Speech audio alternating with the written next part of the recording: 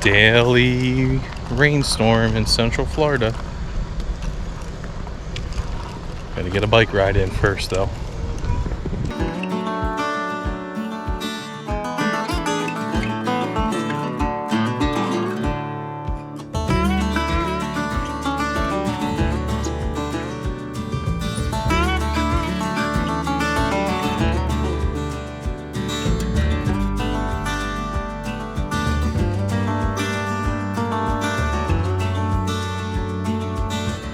And that's it. Simple as that. Some little holes here, but you can barely see them. Just put in by staples. Yeah, see how quick I got it down? Now let's see how long it takes to put something up here, which is not my job. We've been in here 2 months. So remember when we were in Camp Pedro, South Carolina, we were cleaning out the basement? And I said we probably have to do it again. Yeah, so that was like 2.5 weeks ago, and here we are again. At least this time it's somewhat organized and things are somewhat put away. But we have everything over here.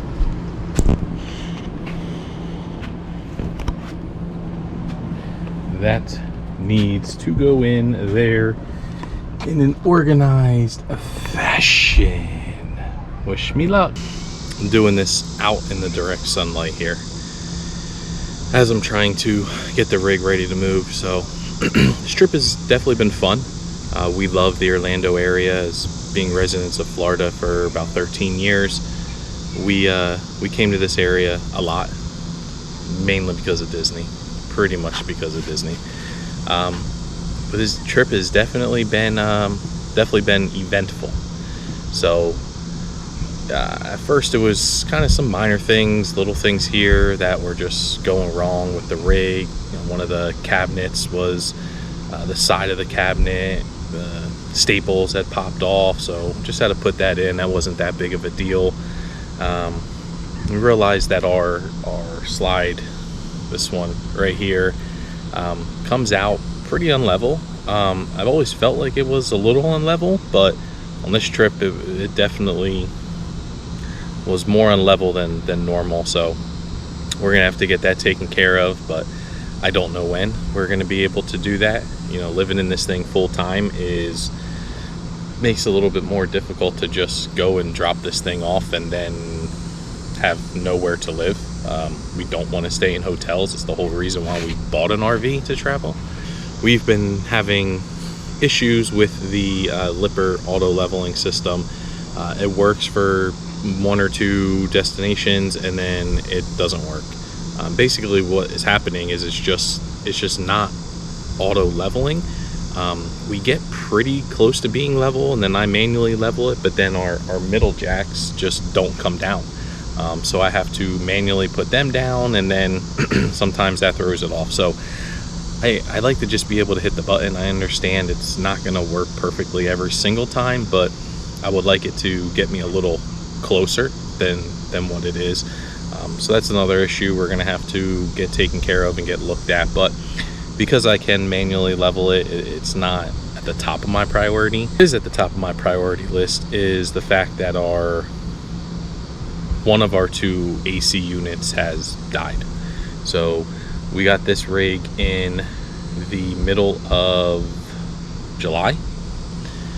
We've been living in and out for 2.5 months, and the living room and bunk AC unit, the compressor's bad, which means we have to get in a whole new unit. I called about 6 or 7 different mobile RV techs. I could only get one to come out to confirm that, and he said that it's probably at least 2 months to get a unit in, and then once it's in, who knows how long it's going to take to schedule and get it done. So we are going to be in South Florida with just 1 AC unit. So this is not going to be fun. We're going to make the best of it. We've started looking into and researching some portable AC units, something that maybe we can vent out the window. I have to figure out how that's all going to work. I don't know. I've never had to do something like that before, so I got a lot of YouTube videos to watch, obviously. When you buy a brand new RV, you know things are going to break. I know that. I didn't think it would be having to replace an entire AC unit within 2.5 months. I figured those would be pretty solid, be probably one of the things that I could rely on. But it is what it is. It's just the luck of the draw. And you know, I could have gotten a third AC unit when we had this thing built. I decided against it because I thought, well, we'll see what it's like with 2 units, and then if I need a third, I can always add a third. And it sure would have been nice to have that third right now, I'll tell you that. Main bedroom just running by itself pretty much all day long, and that thing is cooling everything down at night. During the daytime, it's still pretty hot. It's probably averaging about 81 to 82 degrees during the day.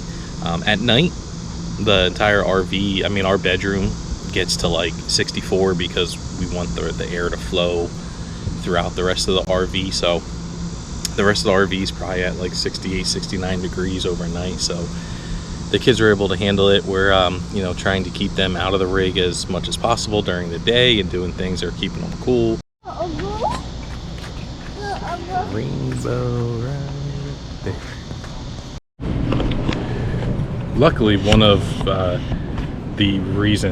many reasons we love this rig is the awesome outdoor kitchen space that we have here, and especially times like today where you don't necessarily expect your AC to die out on you or something happen with it, but because it is way too hot in there, we don't feel like cooking inside. So, you know, we can get the grill set up, bring the Ninja Foodie outside, and cook dinner outside. So it's definitely great to have this thing out here. Ooh, the lighting, horrible.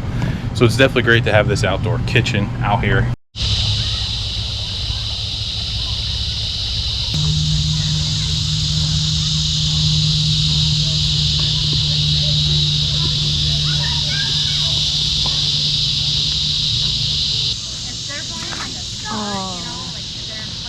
Yeah, it got caught.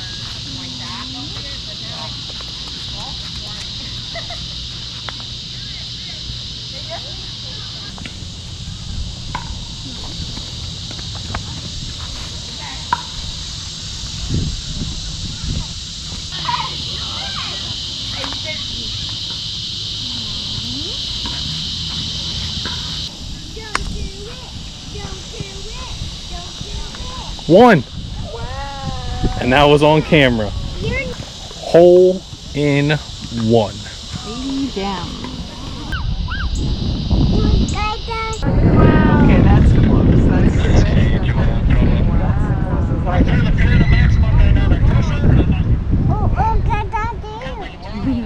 see the rock?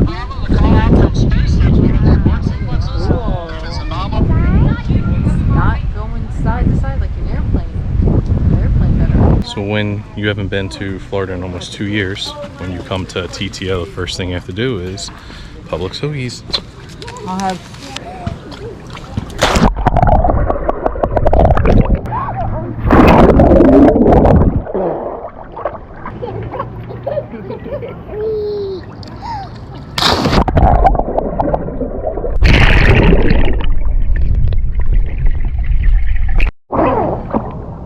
Thank you for watching Type 1 Detour, and don't forget to smash the like button and subscribe.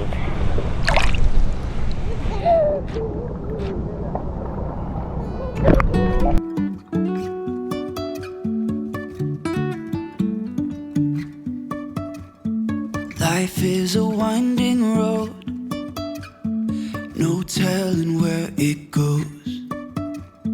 Driving through days and nights, won't stop for traffic lights. And I really wanna know if I will ever figure out where the road goes. Even if I'm falling down, I will keep on searching for my highs. can say I lost my mind, I will keep on holding my head high, even if the sky is falling down.